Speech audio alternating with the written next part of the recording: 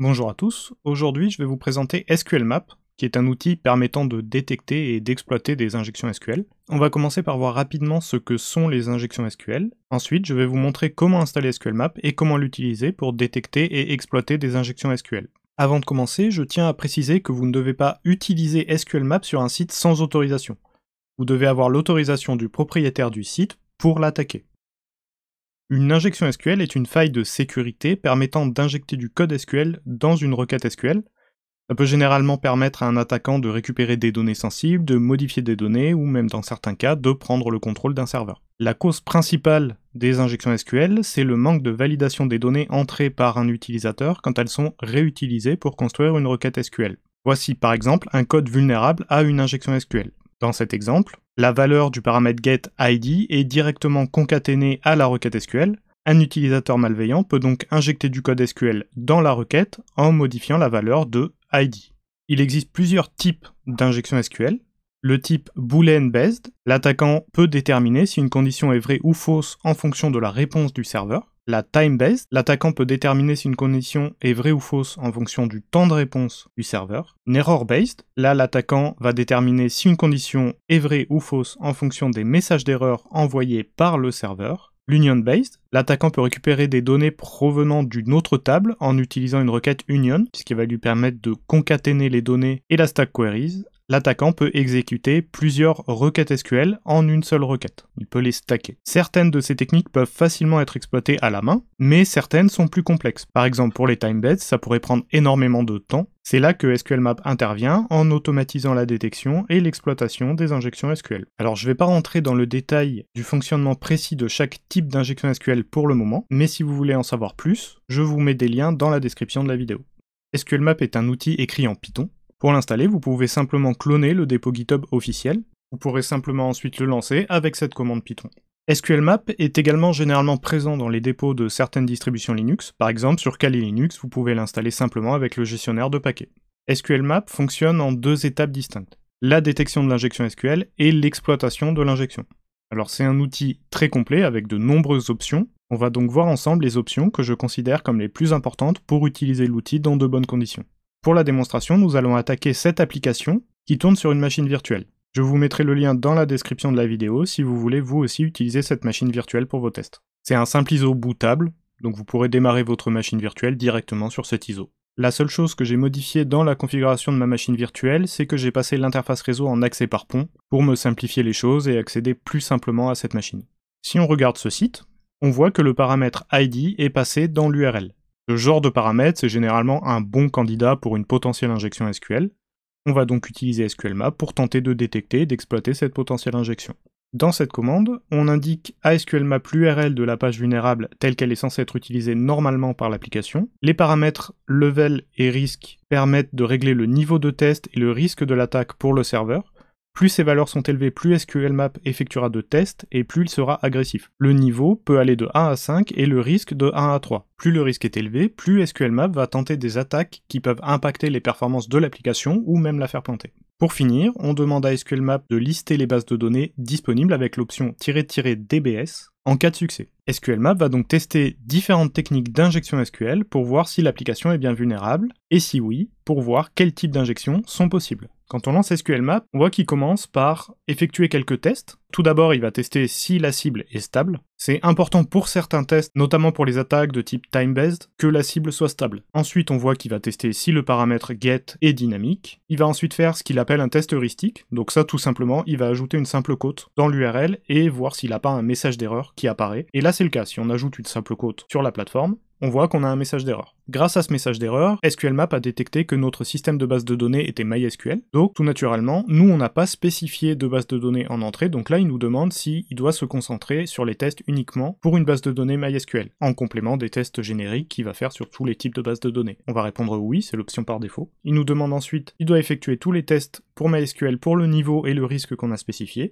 On va simplement faire entrer également. On va répondre oui, l'option par défaut. Là, SQLmap va commencer ses tests de détection. Donc là, on est sur une machine qui est sur mon réseau local, qui est relativement rapide, donc les tests vont être assez rapides. Ça peut être beaucoup plus lent, hein, ça dépend beaucoup du serveur, ça dépend du volume de tests que vous voulez faire, c'est pour ça qu'il faut jouer aussi sur le niveau et le risque. Ici, on voit déjà en gras quelques lignes. L'outil mettra généralement en gras les choses importantes. Là, on voit sur cette ligne que l'outil a détecté une probable injection SQL sur le paramètre ID, boolean best blind.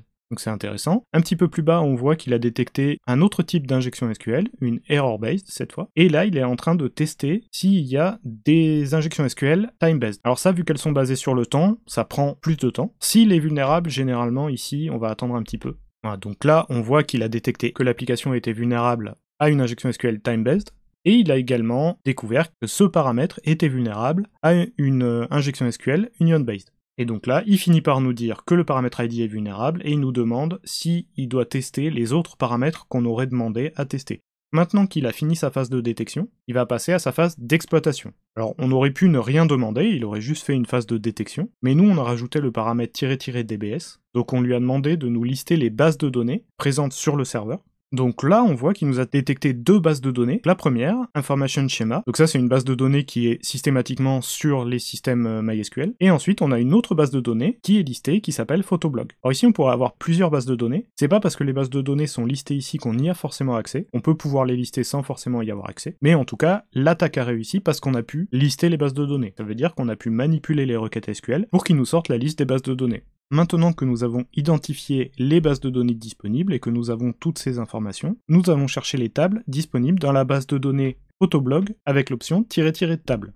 Ce qui est intéressant avec SQLmap, c'est qu'il va garder en cache les résultats des tests de détection pour ne pas les refaire à chaque fois. On va donc directement passer à l'exploitation de l'injection. On voit que SQLmap a récupéré la liste des tables, dont la table users, dans la base de données. La table users, c'est généralement la table qui va nous intéresser le plus. C'est celle qui contient tout simplement les comptes utilisateurs de l'application. On va maintenant chercher les colonnes de la table users avec l'option "" columns. SQLmap a donc trouvé les colonnes de la table users, dont les colonnes login et password. Avant de tenter d'extraire les données, on va récupérer le nombre d'entrées dans la table users avec l'option "count". De cette manière, si la table contient beaucoup d'entrées, on peut décider de ne pas tout extraire. Ça va limiter la charge sur le serveur et ça va limiter le volume de données qu'on va récupérer.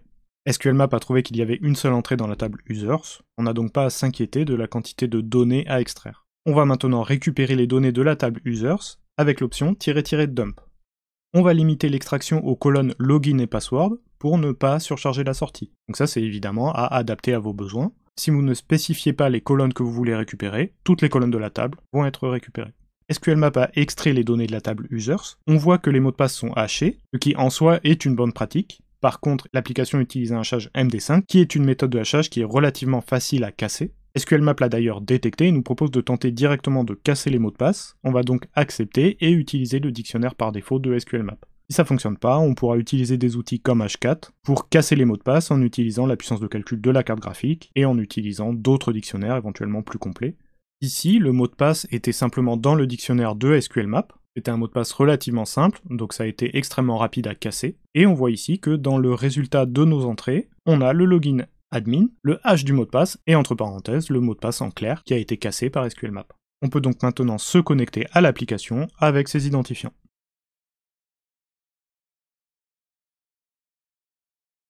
L'option "-u" de SQLmap permet de spécifier une URL, mais son utilisation est assez limitée. Par exemple, si vous avez besoin d'attaquer un paramètre post, des headers ou des cookies, il va falloir utiliser des options complémentaires et votre ligne de commande va rapidement devenir très longue. Pour éviter ça, SQLmap permet d'utiliser un fichier contenant la requête HTTP avec l'option "-r". Ici, j'intercepte le trafic de l'application sur Burp Suite, ce qui me permet de récupérer les requêtes HTTP. On reparlera de Burp Suite dans une prochaine vidéo. Je vais donc copier la requête interceptée dans un fichier, request.txt, et l'utiliser avec SQLmap. Comme tout à l'heure, on pourrait utiliser l'option "-p" pour spécifier le paramètre, mais je vais vous montrer une autre façon de choisir un point d'injection spécifique dans la requête. Par exemple, si je veux tenter d'injecter au même endroit que précédemment, je vais utiliser le caractère étoile pour indiquer le point d'injection. SQLmap va donc injecter à cet endroit.